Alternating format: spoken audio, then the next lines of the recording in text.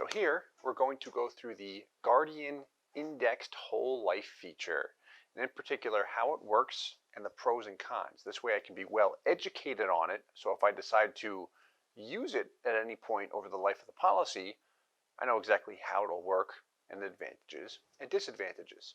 So let's start with the Guardian product, just the basic dividend, because this is important to set the foundation. Their 2020 dividend rate will be 5.65%.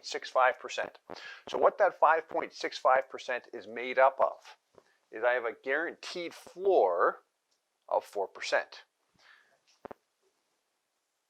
They had a total dividend of 5.6. This means they declared a surplus of 1.65%. So after all of their employees, insurance expenses, claims, everything was paid out, the remaining excess, their percentage, was 1.65. You add the two together, that gives you your total dividend rate. And that's consistent with just about any dividend-paying whole life insurance policy and company, I should say. So how this works with the index feature is this really gives one, the way I'll often phrase it, is it grants one more potential on earnings on a whole life insurance policy. It's not an IUL in any way, shape, or form. So with the indexed feature, how it works is one, I have the guaranteed rate of 4%. And then you'll see the difference here on the dividend option. We have the basic surplus, whereas with the index feature, you see this S&P 500 index and a percentage, we don't know, because the S&P, we don't know what it's going to do. So how this works is instead of receiving the surplus, I have the option to participate in the S&P 500 index strategy. And exactly how this works when I say indexing is if the S&P 500 goes up, what will happen is I will go up with it. If it goes down, my principal is protected. So really how it works is if it increases, you'll see next we have a cap rate of 12.5%. What that means is if the market produced 20% via earnings, I'd be capped out at 12.5%. And that is their current cap rate. Can be adjusted. Their floor, though, cannot be adjusted if the market tanked. If the market tanked or produced less than 4%, I'd still receive the contractual guarantee of 4%. Now, because this is still a whole life insurance policy, not a universal life chassis, what that means is the guaranteed cash value interest rate will always exceed the insurance expenses. So when you look at the pure guarantees, in all scenarios, your values go nowhere but up. You're going to see an example of that in the next video as well. So still a whole life product. What I'm doing is leveraging the index strategy, and it is optional too, meaning I don't have to just pick one and that's it. And we'll go further into that. So I've got a cap rate of 12.5%. That's the most I can earn on any given year. I have a floor, which is our guaranteed rate, same thing here, of 4%. Will not go any lower than that. So if everything tanks, I still have the guarantee. Here's the drawback though. We see in red, we've got this charge of 2%. When I exercise the index feature, the portion of cash value that I tie to the index, the portion that I tie, meaning I don't just pick the dividend or index option to start and that's it forever. I can switch back and forth. I can elect to have 10% of my money tied to the dividend and 90% to the index, flip it 50-50, and I can switch it each year on my anniversary date as well, which is nice. But to get back on point, this 2% charge is any funds that are tied to the index strategy, so cash, value,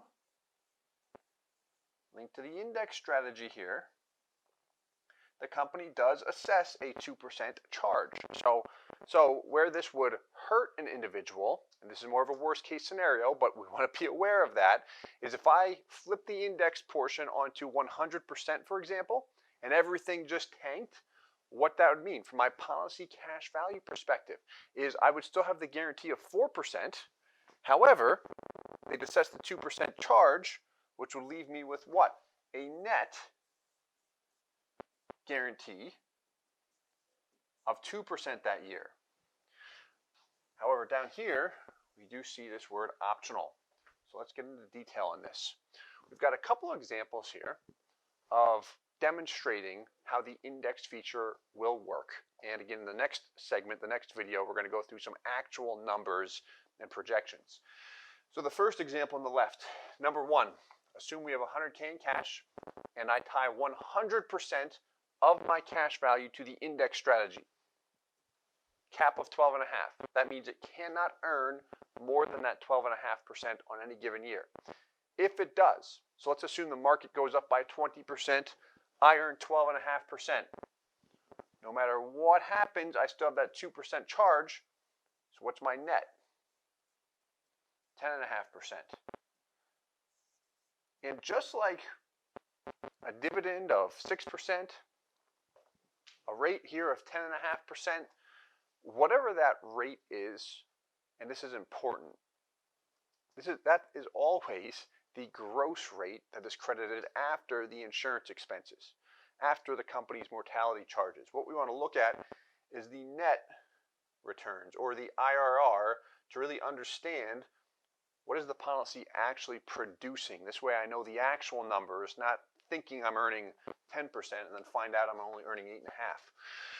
So, option 2, or scenario 2, since we can really draw up a million scenarios.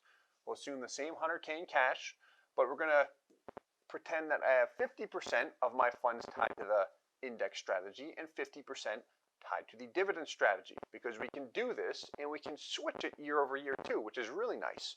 Now, how this would work is that the 50% tied to the indexed strategy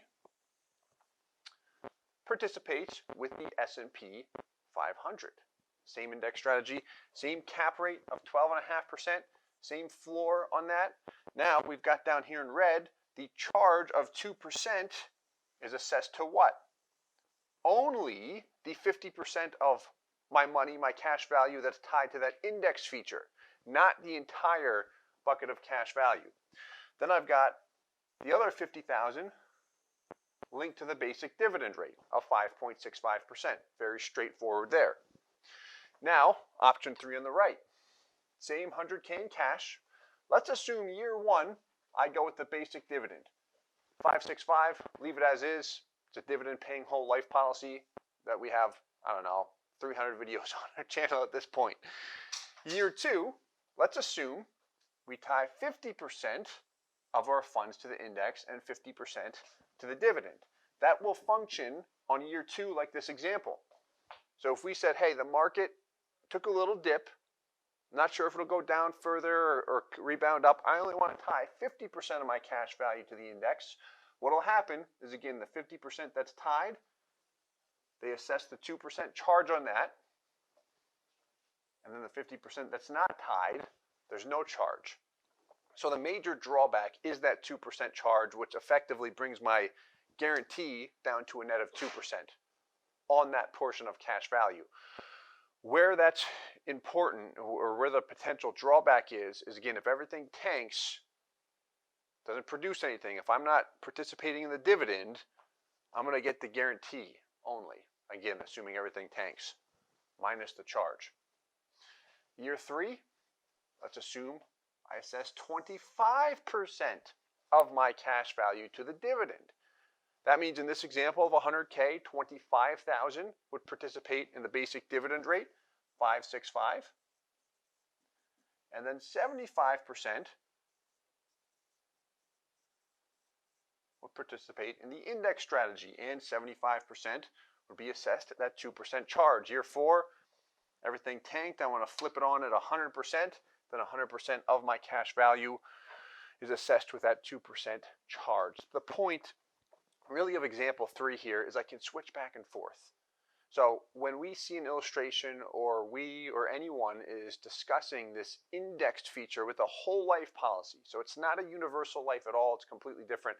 With that indexed whole life feature, it's not as if I have to just pick one and that's it, and I hope it does okay. No, we can switch back and forth. Where we're in a time period where the market's been booming, what a lot of individuals will do, they'll look at it and say, okay, well, I can start with the indexed feature attached and peg it at 0%. This way it literally costs me nothing.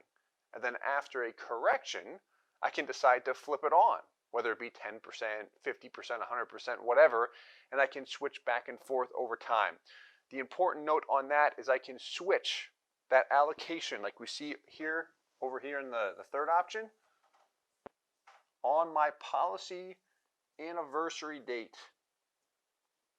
So that's important. Otherwise, we'd be playing the market and trying to switch it all the time. No, we cannot do that. We can switch it on our policy anniversary date only. There is a window, but it's on that anniversary date is when I can make the adjustment and say, hey, I want 100%, 50%, whatever percentage tied to the index and the rest to the dividend.